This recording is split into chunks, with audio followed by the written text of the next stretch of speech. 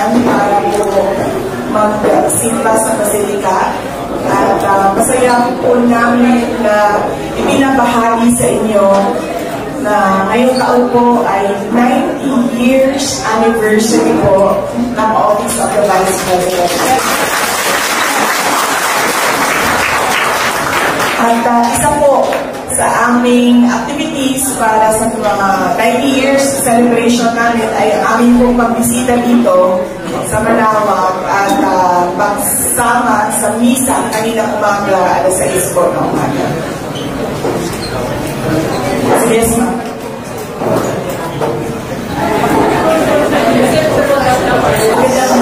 Ang ganda niyo po, the first of you. Ano po yung hiniling niyo sa Diyos kayo na pagsisimba ninyo tungkol sa your personal life at saka sa country po dahil sa nangyayari niyo? Yes, so dalawa lang po yung dasal ko kanina, ma'am. Personal po, para sa akin, wala. Humiling lang po ako na magandang kalusugan para kay dating Pangulong Rodrigo Duterte para malampasan niya yung kaso doon sa detention unit at sa ICC at dinasal ko din po na sana siya ay mabigyan ng interim release o kundi man total freedom mula sa kaso.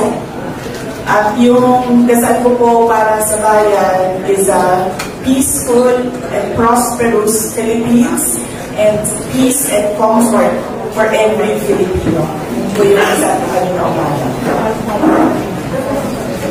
Tungkol po sa nalalaman po natin na napakalaking nangyayari about sa control of corruption.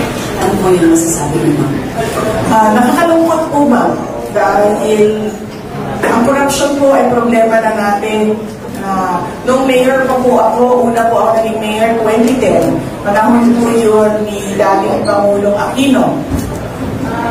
At bumalik po ako na una po ako naging public official is 2007. Panahon po yun ni dating Pangulong Arroyo.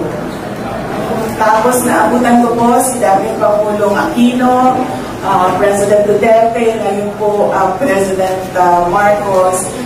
Nalulungkot po ako dahil ang korupsyon, usapin na po yan noong panahon ng 2007. Reklamo na po natin yan mga Pilipino noong 2007. Ang ini-expect po sana natin sa administrasyon ni Pangulong Marcos noong siya ay maupo bilang presidente ay mabawasan yung korupsyon. Dahil nakakaabala siya unang-una sa mga tao, sa mga negosyante, and syempre sa kaunlaran ng bayan. Pero ang nangyari po ay kabaligtaran. Mas lumala po ang korupsyon dito sa ating bayan na siya na rin ang nagiging dahilan sa pinsala sa ating lipunan. At nagdadala din siya ng kahihiyan sa ating bayan, lalong-lalo na sa mga ibang lahi na nakatingin sa atin at nakikinig sa pinag-uusapan natin dito sa bayan natin. At syempre na yung hindi natin maabot yung kaunlaran na pinapangarap natin para sa ating Pilipinas, mahal na Pilipinas, dahil sa korupsyon. Good morning, President. Vice President ba naman?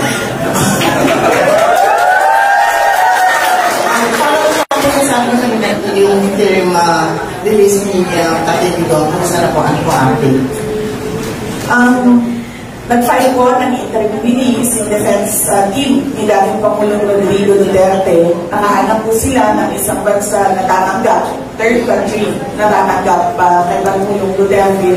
Lahat po ng kinakailangan para suportahan yung kanilang petition for interim release ay sinabit na po nila at na-deny po yung interim release. Ngayon, ang hakbang naman ng defense team ay nag-file po sila ng appeal.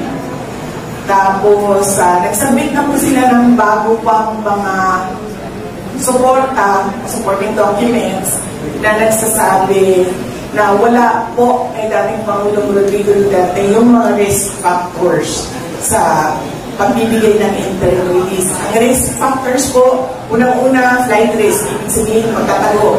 Pangalawa po ay mag-threaten o mag-intimidate ng mga witnesses. Hindi po ugali ni dating Pangulong Rodrigo Duterte yun. Nakita na po natin na merong mga investigasyon noon dito sa ating bayan. Nag-investiga si Commission on Human Rights, si Rina Lima, nag-investiga ang Senate, yung pinatawag nila si Trillanes at ang kanyang mga testigo. Wala pong nanakot, walang nangyaring masama sa kanila. So, makikita po natin na hindi ganyan yung behavior ni dating Pangulong Duterte. In fact, sinasabi na lagi, pabayaan ng mga tao na magtanong, pabayaan na magbukas ng investigasyon. At ngayon, nag-cooperate siya sa International Criminal Court.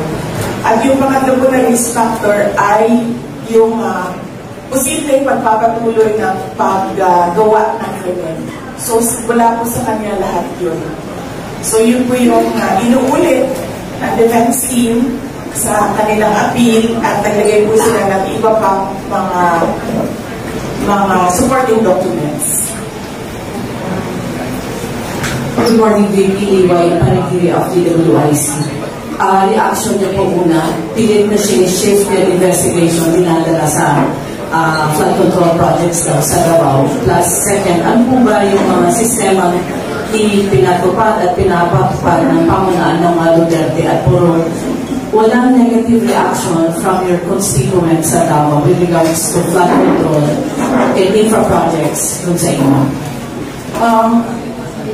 Una-una po ma'am, hindi na kami nagugulat na pilit na ininidikit yung flood control corruption kay dating Pangulong Rodrigo Duterte at kay Senator Bongo. Kasi sinasabi ko nga noon pa na unang-una, yung nangyayari ngayon, hindi na po ito usapin ng 2025 budget. Dahil ang 2025 budget ay ginakaw na, wala na yun. Ang usapin po ngayon ay yung 2026 budget, 2027 budget, at 2028 budget, at yung mangyayaring eleksyon sa 2028. So kung i-tagpit natin yun, yung ginagawa nilang pag-atake sa dating Pangulong Rodrigo Duterte at kay Senator Bongo, gusto lang din nun na matamaan yung ako. Dahil paniwala nila at siguro pakiramdam nila, isa ako sa mga kandidato ng pagkapangulo sa 2028. Negative reaction po ng mga tiga Davao, ang tanong ko po, wala silang negative reaction. Opo. Wala silang pong negative reaction dahil sa Davao po, transparent po yung pag-i-implement ng projects. Yung mayor po, nagsasabi siya na ito yung plano natin para sa isang taon.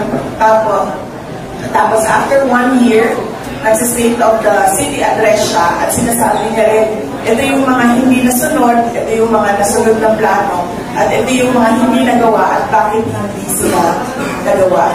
Nagagawa po namin na ipaliwanag sa mga tao kung ano po yung mga projects at ano po mga dahilan kung bakit sila na-i-implement at hindi sila na-i-implement.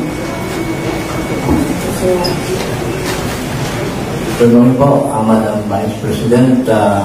Sa latest Pulse Asia survey, 69% or roughly 7 out of 10 Filipinos ay dissatisfied or critical of the government's anti-drama corruption campaign. Napalagay po ninyo ano ang inyong view? Ano po ang inyong pakikya? Dahil po kasi unang-una mabagal yung action ng Office of the President sa corruption. Puro lang po salita ang ginagamit. Kung nakikita po ninyo, noong 2024, nagsabi na po ako na may problema sa budget dahil ang budget ay hinahawakan ng 2 tao lang. At totoo po yun. Wala na pong nangyayaring bycam dahil pinag-uusapan na lang yun at pinag-ihatian. Pero wala siyang ginawa. Wala man lang siyang sinabi, wala siyang komento.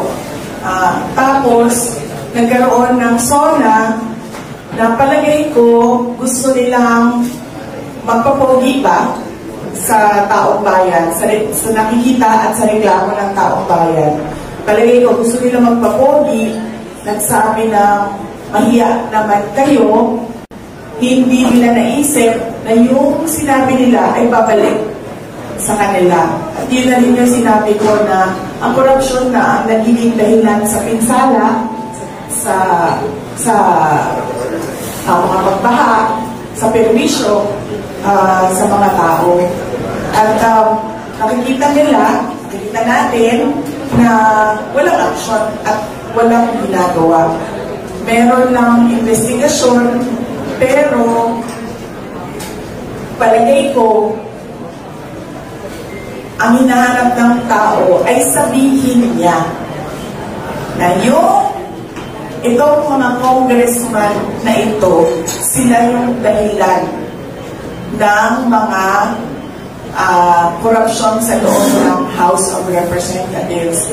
At palagay ko, hindi din niya masabi dahil aabot siya sa sarili niya, sa Office of the President. Dahil pumirma po siya ng budget Pag pumirma ka po ng budget at sinabi po niya, binasa niya, page per page, 5,000 pages ang budget. So, ibig sabihin, nakita mo yung insertion. Pero wala kang ginawa. Wala kang at all man lang sinabi sa taong bayan na aalisin ko ito dito sa 2025 budget dahil insertion ito ng mga senador, insertion ito ng mga members of the House of Representatives. Wala po siyang ginawa. Yun po yung galit ng mga tao.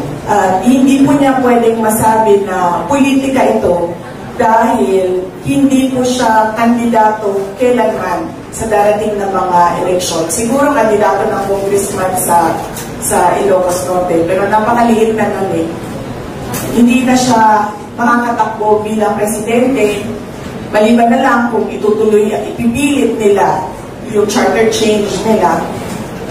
So, ibig sabihin, hindi ito politika. Ito yung panghihingi ng mga tao sa kailangan mo gawin bilang Pangulo. Good morning, Your Excellency. Joseph Bacani po ng Radio Pangasinan. Ma'am, how do you assess the ongoing investigation so far of the ICI? Unang-una, sir, hindi ko po alam kung bakit meron pa investigation ang ICI. Kasi napakadali naman nun Ilan po ang confidential, ilang bilyon ang confidential funds ng Office of the President. Sila lang sa loob ng kanilang opisina magagawa nila na mag-case build up gamit ang resources ng Office of the President. At i-file nila yun, diretso, sa ombudsman o kung saan man na korte. Pero, bakit kailangan pa niya magbukas ng ICI, ng komisyon? Bakit kailangan pa niya magbukas ng komisyon? Paniwala ko, sa basa ko, sa tingin ko, sa ginagawa niya, gusto niya magbukas ng ICI, tapos, syempre, dahil hindi naman natin alam ang usap-usapan doon sa ICI, in fact, meron na nga umalis doon sa ICI dahil ang pakiramdam niya ay kinokontrol yung investigasyon. Nagbukas sila ng ICI para kung ano man yung investigation report ng ICI, yun na yung official na kwento ng nangyaring corruption. At yun ang i-feed nila sa mga tao at sasabihin nila na ito yung kwento at ito yung mga kailangan natin gawin, mga responsible. That way, ikaw na mamamayan, hindi mo na ma-dispute, hindi mo na ma-contra yung results dahil sasabihin niya, hindi, legitimate yan. Nagawa ako ng komisyon, nag-imbestiga ang komisyon, merong lumabas na commission report. So paniwala ko, nililegitimize nila yung kwento na gusto nilang lumabas. Last question. Good morning po, ma'am. Bansang tala po ng Senator Jeff Tarupan. Nabanggit ko din ng kanina ombudsman, ma'am, matanawan natin na bago tayo ombudsman, pinag-uusapan tungkol sa salin, any comments po? Opo. Sa usaping salin naman po, hindi ko po alam kung bakit meron silang orders na ano ba yun, pwede nang kunin ang salin. Dati pa naman po pwede kunin ang salin eh. Matter of hihingi ka sa ombudsman, magsusulat ka, mahingi ng salin ng tao na yan. At bakit ko nasabi na dati pa yan? Dahil dati pa lumalabas ang salin ko sa PCIJ, sa Philippine Center for Investigative Journalism. At hindi lang sa kanila ha, sa iba pang mga media outfit, lumalabas yung salin ko. In fact, si Tabillanes nga, may kopya nga ng salin ko. So, hindi ko alam kung ano yung show nila, kung bakit kailangan pa nilang sabihin ngayon, pwede nang kunin ng salin. Tagal lang po pwede kunin yan. Pinag-aaralan ko po kung bakit gumawa pa sila ng ganitong kwento na pwede nang kunin ng salin. At sigurado ako meron na naman yung dahilan. May motibo. That's it, ma'am, for the questions. Yay! Salamat na kain na tayo. Maraming salamat na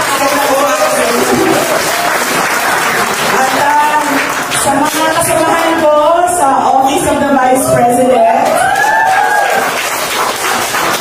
unang-una ay congratulations sa inyo dahil hindi kayo natulog para lang mag-pilgrimage papunta dito sa Manawag, Pangasinan at para magsimba ng alas 6 na umaga.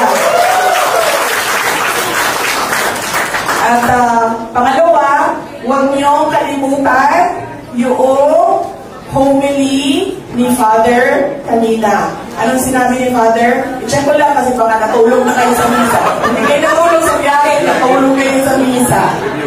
Oo. Anong sabi ni Father? Discipleship. At ano, what about discipleship? We can be a disciple even without any resources.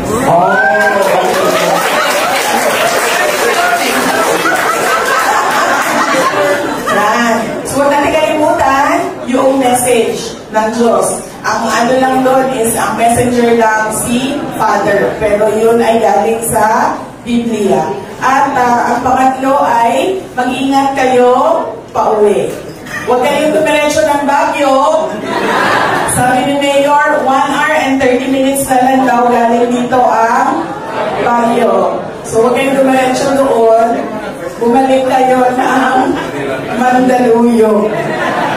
Kasi wala sa itinerary ninyo ngayong araw na ito ang Baguio. Ibang pilgrimage yun. Sa susunod na pilgrimage namin.